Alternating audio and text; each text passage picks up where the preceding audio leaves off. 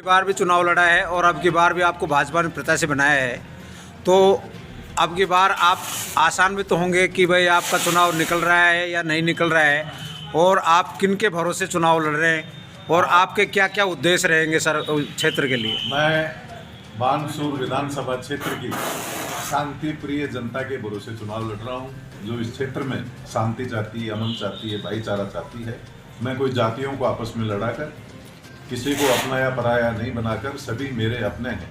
मैं यहाँ लोकल, यहाँ का स्थानीय प्रत्याशी हूँ। मेरे घर के दरवाजे सबके लिए 24 घंटे खुले हैं और राजनीति में आने से पहले भी हमारा सामाजिक सरोकार रहा है और लोगों की हमने सेवा की है, और यूआईटी चेयरमैन रहते हुए मैंने रिकॉर्ड काम किए हैं।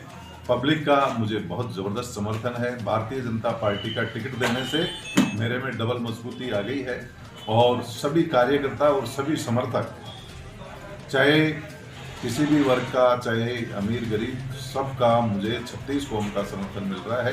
और भारतीय जनता पार्टी अपने कार्यकर्ता, अपने पदाधिकारियों के बलबूते पर, सभी मिलने वालों के बलबूते पर यहाँ भारी मतों से जीतने वाली है। सर जैसे कि आपके उद्देश्य क्या रहेंगे विधानसभा क्षेत्र के नागरिकों के प्रति। सबसे पहले मेरी व्यवस्था यहाँ शांति, अमन, चैन, अच्छे अधिकारियों को यहाँ रखना, लोगों को सुविधा देना और काम करके दिखाना, न कि कोई बातें करके दिखाना। और मैं यहाँ की जनता के प्रति प्रतिबद्ध हूँ और इनके विकास के लिए तत्परता से कार्य करूँगा। सर जैसे कि यहाँ पर इस क्षेत्र में जातिवाद को जो जहर घोला जा रहा है आपस में भाईचारे में, तो इसको क्या आप मिटा पाएंगे।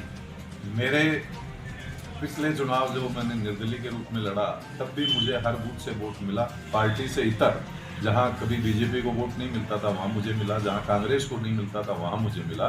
और पब्लिक मुझे इसीलिए पसंद करता है कि ये व्यक्ति जातिवादी नहीं है, सब लोगों की भलाई के लिए काम करता है। सर जैसे कि मृत्युंजय मिश्रा जी जैसे जो ऑफिसर यहाँ से चेंज हो गए, क्या वो यहाँ पर आ पाएंगे। देखिए, जितने भी ईमानदार अधिकारी हैं, चाहे पुलिस हो चाहे प्रशासन हो, हर जगह हमारी इच्छा ये रहेगी कि अच्छे श्रेष्ठ अधिकारियों को यहाँ रखें, जो जिनके जन भावना, सेवा भावना अच्छी हो, और ईमानदार अधिकारियों को हम आग्रह करके लाएंगे, न कि ऐसे कि उनको वापस भेजें। सर नगरपालिका क्षेत्र के लिए आपके पास कोई एजेंडा है। नगर पालिका क्षेत्र में यहाँ अभी विकास के लिए ज़्यादा पैसा है, इसकी श्रेणी और प्रमोन्नत हो और यहाँ अच्छे से कार्य हो। चारों तरफ कहीं पानी की निकासी की व्यवस्था है, कहीं सफाई की व्यवस्था है, कहीं लाइट की व्यवस्था है। सारी व्यवस्थाओं पर ध्यान देंगे और इसको, ये कोटपुतली ज़िला बन गया है तो बानसूर को कोटपुतली ज़िले का सबसे बढ़िया हम स्तरीय यहाँ का बड़ा कस्बा की ओर बनाएंगे। सर जैसे सफाई कर्मी हैं तो यहाँ पर ठेका पद्धति चालू है, तो क्या इनके स्थायीकरण की कोई योजना आप लेकर आएंगे। देखिए, जो भी काम जिनके पक्ष में होगा, कानून के सम्मत, सभी हमारी इच्छा ये रहेगी कि किस तरह से कार्य अच्छे से हो, लोगों को रोजगार किस तरह मिले।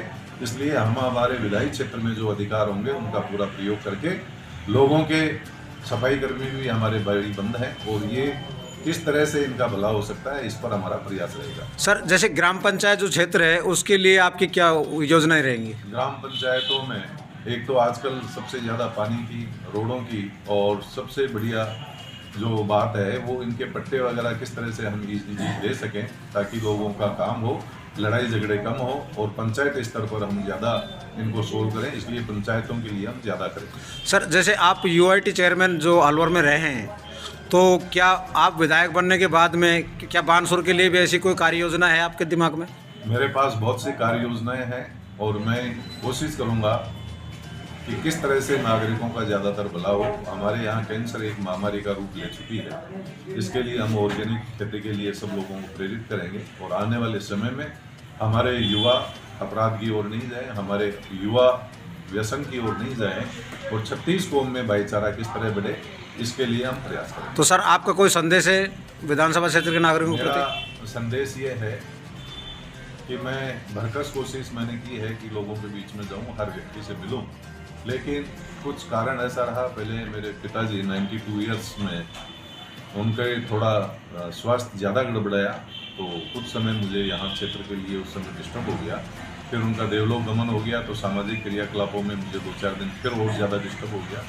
तो मैं जिस तरह से पहुंचना चाह रहा था उतना नहीं पहुंच पाया, लेकिन मैं सभी जगह पहुंच रहा हूं और आपके माध्यम से ये अपील करना चाहता हूं कि भारतीय जनता पार्टी को भारी मतों से विजयी